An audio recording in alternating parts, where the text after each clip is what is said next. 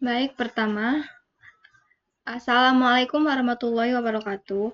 Perkenalkan saya Vina Indonesia, dari kelas 5B dengan NPM 2259201057. Saya di sini akan membuat tugas video tutorial mesin learning dari Bapak Hartono, yaitu menelaah dan menguraikan dataset dari Kaggle. Saya di sini sudah memiliki satu dataset dengan tema dampak status ekonomi terhadap kinerja Olimpiade. Di sini saya akan menjelaskan sedikit tentang EDA. Di sini saya menggunakan, di sini kan ada dua type, ada EDA dan PCA. Di sini saya menggunakan EDA. Dalam menguraikan dataset, saya menggunakan EDA. Metode EDA sendiri adalah pendekatan memahami karakteristik, struktur, dan pola dari sebuah dataset sebelum menerapkan model statistik atau mesin learning. Tujuan EDA adalah untuk menemukan wawasan, mendeteksi anomali, dan merumuskan hipotesis awal tentang data. EDA dilakukan dengan berbagai teknik visualisasi dan statistik deskripsi.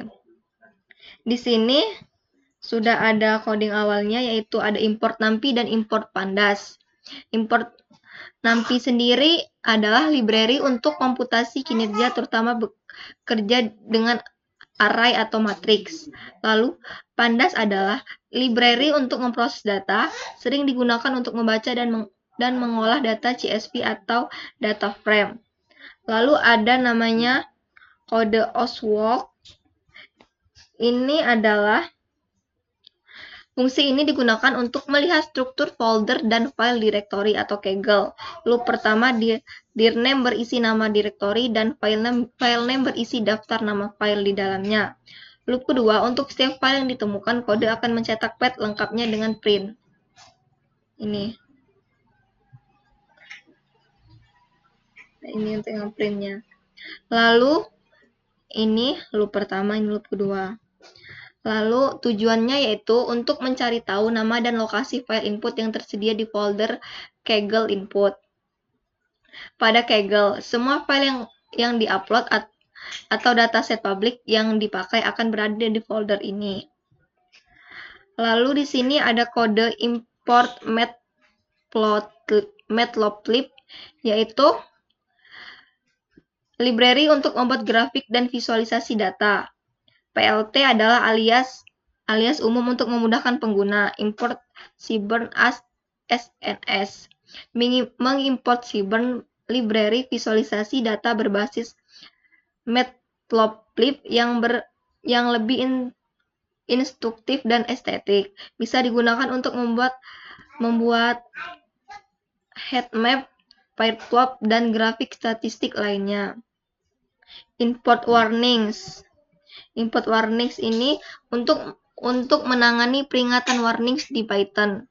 Warnings, filter warnings, buka kurung ignore. Menonaktifkan peringatan agar tidak tampil di output. Sering digunakan untuk membuat notebook lebih bersih dan fokus hanya pada hasil analisis. Jadi, kode ini mempersiapkan lingkungan untuk visualisasi data dan memastikan output tetap bersih tanpa peringatan yang tidak diperlukan. Lalu di sini ada kode df sama dengan pd_CSV. Kode ini digunakan untuk membaca file CSV berisi data mendali Olimpiade dan status ekonomi ke dalam data frame menggunakan Pandas. Dengan begitu datanya siap untuk dianalisis lebih lanjut. Lalu di sini ada kode df descript. df script ini memberikan statistik deskriptif untuk kolom numerik pada data frame. Output ini merangkum COU, count, main, std, dan lain-lain. Count ini jumlah data dari 90 entry valid di tiap kolom. Main ini rata-rata nilai, misal total mendali rata-rata adalah 11,53. Lalu TD ini standar deviasi, menunjukkan sebaran data, misal GPD singkat bervariasi. Min max ini, mana min max? Ini nilai terkecil dan terbesar, misal total medali maksimal 126. Lalu yang terakhir ada kuartil, menunjukkan distribusi data. Ini memberikan gambaran cepat tentang performa negara dan indikator ekonomi di dataset tersebut. Lalu ada DF Info. DF Info ini memberikan ringkasan struktur data frame. Ini penjelasan outputnya, ada jumlah entry, lalu jumlah kolom, nama kolom, dan tipe data.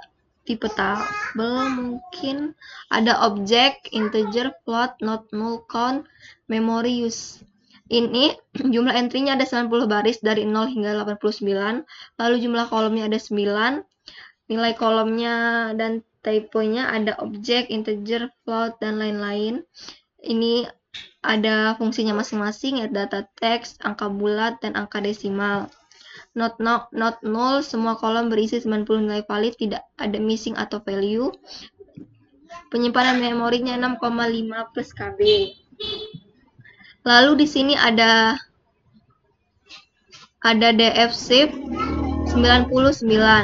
DF Shift memberikan ukuran data frame dalam bentuk baris dan kolom. 90 baris entry data, lalu 10 kolom fitur atau variabel. Ini membantu mengetahui dimensi dataset secara cepat. Lalu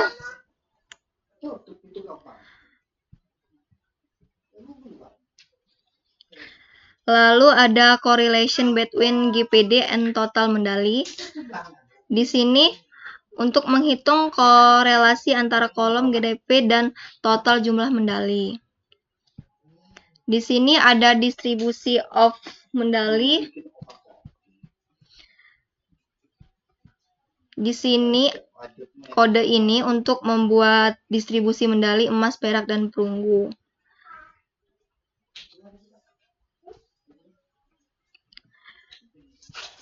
LF figure mana? Ini kode pertama ini untuk mengatur ukuran keseluruhan plot. Lalu yang ini subplot ini untuk membuat 3 subplot, 1 baris dan 3 kolom untuk setiap jenis medali. Dan membuat histori dengan garis KDE. Ini untuk NS ini. Lalu ada PLT show untuk menampilkan plot. Distribusi medali tidak merata. Sebagian besar negara hanya memiliki sedikit medali.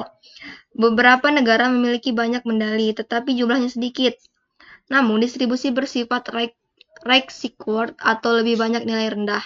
Ini menunjukkan bahwa hanya sedikit negara yang mendominasi dengan banyak medali. Lalu untuk mayoritasnya, di sini negara hanya memiliki sedikit medali. Ada medali emas, perak, dan perunggu. Hanya sedikit negara dominan yang berhasil mengumpulkan banyak medali. Pola ini menggambarkan bahwa performa di Olimpiade sangat tidak merata. Sebagian besar medali diraih oleh segelintir negara. Lalu di sini ada diagram lagi, yaitu total medali by country. Bar plot menunjukkan total medali yang dimenangkan oleh setiap negara dalam dataset. Sumbu X menampilkan nama-nama setiap negara. Sumbu Y menunjukkan jumlah total medali yang dimenangkan oleh negara. Nih. Lalu, palet warna menggunakan palet warna width list yang memberikan gradasi warna dari ungu ke hijau untuk membedakan negara berdasarkan jumlah medali mereka. Lalu rotasi teks, yaitu nama-nama negara di sumbu X berputar 90 derajat untuk memastikan semua nama negara terlihat dan tidak tumpang tindih. Kesimpulannya adalah negara seperti US terlihat mendominasi dengan jumlah medali yang lebih tinggi dibandingkan negara lain. Negara-negara di bagian kanan grafik memiliki total medali yang jauh lebih sedikit, menunjukkan distribusi yang tidak merata. Ini untuk US yang paling tinggi. Lalu ini ada DP versus total medali. Lalu ada GDP per kapita versus total medali. Ini plot menunjukkan hubungan antara GDP per kapita diukur dalam USD dan total medali yang dimenangkan oleh berbagai negara. Kolom GDP per kapita dihitung dengan membagi GDP dikalikan 1 miliar dengan populasi negara. Nih, kolom GDP ini dikalikan 1 miliar untuk hitung populasi negara. Scratch plot ini menggambarkan GDP per kapita di sumbu X dan total medali di sumbu Y. Tidak terlihat bahwa sebagian besar negara dengan GDP per kapita rendah tetap memenangkan medali, sementara tidak ada hubungan yang jelas antara GDP per kapita yang tinggi dengan jumlah medal. Jadi, meskipun GDP per kapita mungkin mempengaruhi sumber daya untuk berpotensi di ajak besar seperti Olimpiade, hasil ini menunjukkan bahwa faktor tersebut bukan satu-satunya penentu memperoleh medali. Faktor ini bukan satu-satunya penentu memperoleh medali. Di sini ada correlation analysis. Lalu di sini ada top performance by medali type. Lalu di sini ada silver medali by country. Lalu di sini ada bronze medali by country.